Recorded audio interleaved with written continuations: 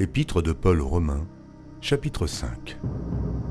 Étant donc justifiés par la foi, nous avons la paix avec Dieu par notre Seigneur Jésus-Christ, à qui nous devons d'avoir eu par la foi accès à cette grâce, dans laquelle nous demeurons fermes, et nous nous glorifions dans l'espérance de la gloire de Dieu. Bien plus, nous nous glorifions même des afflictions, sachant que l'affliction produit la persévérance, la victoire dans l'épreuve, et cette victoire, l'espérance. Or, l'espérance ne trompe point, parce que l'amour de Dieu est répandu dans nos cœurs par le Saint-Esprit qui nous a été donné. Car, lorsque nous étions encore sans force, Christ, au temps marqué, est mort pour des impies. À peine mourrait-on pour un juste, quelqu'un peut-être mourrait-il pour un homme de bien. Mais Dieu prouve son amour envers nous, en ce que, lorsque nous étions encore des pécheurs, Christ est mort pour nous.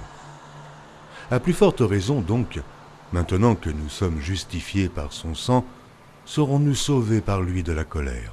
Car si, lorsque nous étions ennemis, nous avons été réconciliés avec Dieu par la mort de son Fils, à plus forte raison, étant réconciliés, serons-nous sauvés par sa vie. Et non seulement cela, mais encore nous nous glorifions en Dieu par notre Seigneur Jésus-Christ, par qui maintenant nous avons obtenu la réconciliation.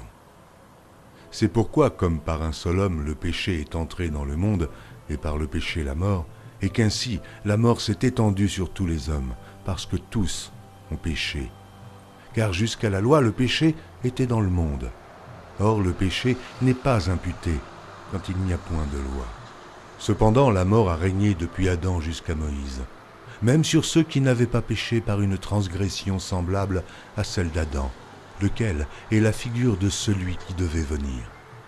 Mais il n'en est pas du don gratuit comme de l'offense, car si par l'offense d'un seul, il en est beaucoup qui sont morts, à plus forte raison, la grâce de Dieu et le don de la grâce venant d'un seul homme, Jésus-Christ, ont-ils été abondamment répandus sur beaucoup.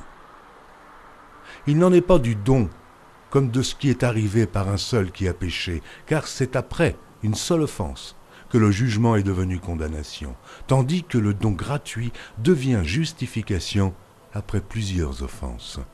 Si par l'offense d'un seul, la mort a régné par lui, à plus forte raison, ceux qui reçoivent l'abondance de la grâce et du don de la justice régneront-ils dans la vie par Jésus-Christ, lui seul. Ainsi donc, comme par une seule offense la condamnation a atteint tous les hommes, de même, par un seul acte de justice, la justification qui donne la vie s'étend à tous les hommes.